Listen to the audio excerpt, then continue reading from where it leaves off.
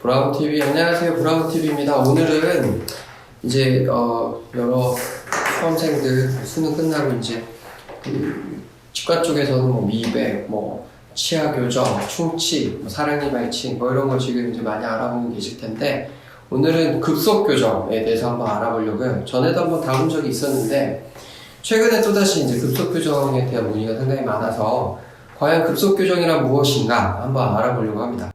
자, 일반적으로 교정을 하시는 분들이 고민하는 거는 가장 첫 번째는 이게 지금 이 브라켓을 붙이고 이 못난 세월을 견뎌야 되나 이거랑 두 번째는 그 세월이 너무 기니까 이걸 좀 짧게 하고 싶다 이런 욕구가 많죠. 그래서 한때는 이제 급속 교정에 붐이 엄청 많이 불었었는데 급속 교정이라는 게 실은 잘 생각해보면 교정이란 거는 원래가 이제 치아의 이동 원리 자체가 예를 들면 뭐 충치 치료라는 거는 환자가 10번 뭐 날마다 이렇게 와가지고 10번만 딱 채우면 끝날 수 있기 때문에 한 달 동안 내가 10번 그냥 빨리빨리 올게 그럼 빨리 끝날 수 있지만 교정이란 거는 치아가 이동을 해줘야 되기 때문에 환자가 뭐 한 달에 10번 온다고 해서 빨리 끝나지는 않아요.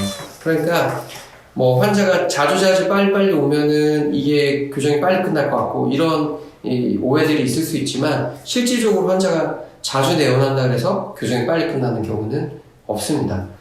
우리나라는 교정의 내원 빈도수가 보통 4주 간격, 그러니까 한 달에 한 번 정도 내원을 하는데 뭐 미국 같은 선진국들은 6주에서 8주가 더 흔하다고 하거든요. 그러니까 거의 오시는 내원 빈도가 우리나라보다는 2배 정도 길죠.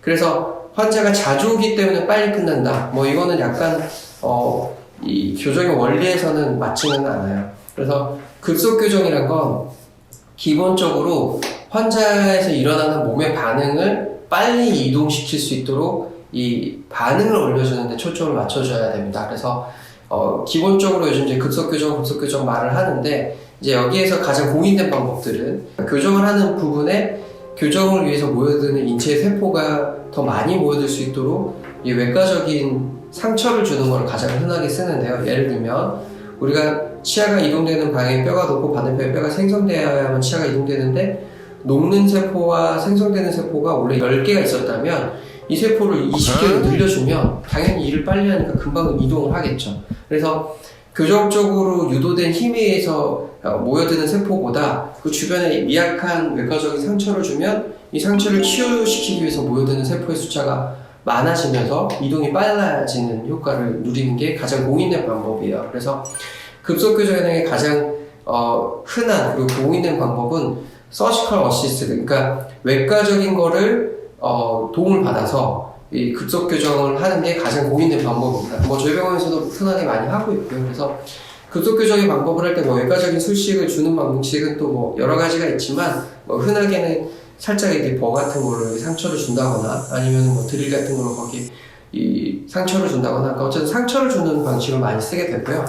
이거의 장점은 어쨌든 세포가 많이 모여드니까 이게 이동이 빨라지겠죠. 단점은 일단 통증이 좀 수반될 수 있다. 두 번째는 너무 급속한 교정은 이 부작용을 조금 더 그 다음에 두 번째 흔하게 이제 급속 교정이라고 이야기를 하면서 이제 많이 쓰는 방법들이 자가결착 계열의 브라켓을 쓰는 거예요. 근데 자가결착 계열의 브라켓을 쓸 때는 이 급속 교정의 방식이 아니라 이게 이제 교정 기간을 단축시키는 효과가 있는데 이게 이제 처음에 클리피쉬를 개발했던 그 교수님의 책을 보면 예전에는 뭐 한 2년 걸렸던 게 자기가 클리피쉬를 사용해서 교정을 해봤더니 뭐 1년 만에 끝나더라 뭐 이런 것들을 이제 사례식으로 발간을 했던 것들에서부터 유래가 되는 거죠. 근데 거기에서 원리를 잘 보면 전통의 방식의 브라켓들은 브라켓 자체의 크기가 크기 때문에 원래 처음부터 전체 치아에 모든 브라켓을 붙이기가 처음부터 오히려 좀 어려워요. 그런데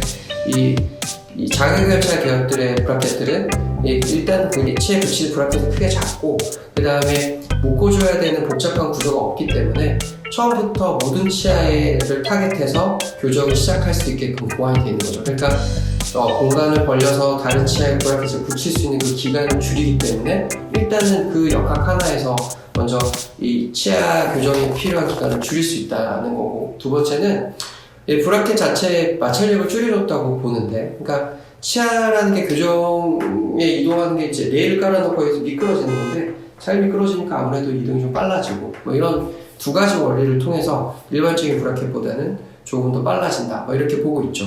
근데 여기서 이제 환자분들이 주의해야 될 거는 그러면 급속교정의 방법을 쓰면 우리가 뭐 2년에 걸려야 될 것들을 1년 만에 끝낼 수도 있나요? 이렇게 물어볼 수 있죠. 물론 가능한 부분이에요. 그러니까 저희도 뭐 병원에서 급속교정 권하지는 않지만 예를 들면 뭐 이민을 내가 가야 되는데 뭐 원래 2년 걸려야 될 교정인데 난 1년 뒤에 이민을 가서 한국에 돌아올 계획이 없다. 근데 나 이거 꼭 교정 끝내고 가야겠다. 그러면 좀 무리를 하더라도 급속교정 방식을 쓰죠. 공인된 방식들을 모두 다 쓰고 있는데 그런데 저는 이제 추천하는 거는 급속교정의 방식을 쓰면 일단은 다소 부작용이 좀 더 일어나는 것으로 봐요. 그리고 어쨌든 인체의 자극을 많이 끌어올리는 거기 때문에 좀 무리를 하는 거죠. 그러니까 환자분들이 급속교정이라고 이야기를 해서 치아교정을 시작했던 대부분의 방법은 그 병원들은 또 이런 공인된 방법을 쓰는 게 아니라 또 뭐 자기들이 주장하는 다른 방식을 쓰는데 실제 원리를 잘 생각해 보면 공인된 방법이 아닌 경우에는 그게 쉽게 급속교정이 일어나기가 어려워요.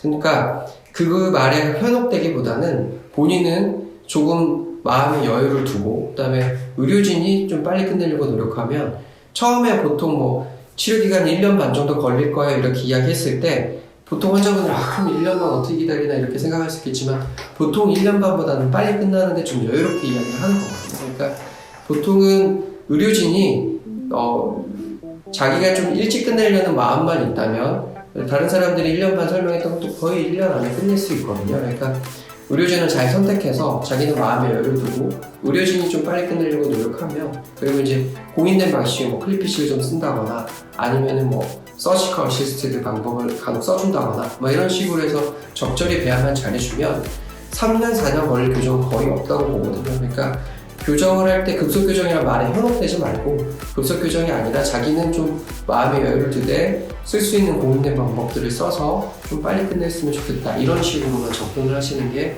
이 쉽게 현혹되는 잘못된 방식을 접근하는 것을 배제할 수 있는 방법이에요. 그래서 실제 저희가 이제 이 공부를 하는 의사 선생님들도 환자를 어떻게 하면은 내원 빈도는 줄이고 덜 아프면서 빨리 교정을 할 수 있을까 항상 고민하고 연구하고 공부를 하거든요. 그래서 예전에는 뭐 3년, 4년 걸렸던 교정 방식이 뭐 예를 들면 뭐 한 50년 전만 해도 뭐 대부분은 그냥 이 삐뚤삐뚤한 거를 피려고 했던 대부분의 교정이 2년, 3년씩 걸렸었는데 지금 1년 안쪽에 대부분 끝나죠. 이것만 해도 의료기술의 발전을 통해서 급속교정을 구현하고 있는 거니까 뭐 그렇게 생각하시면 좋을 것 같습니다.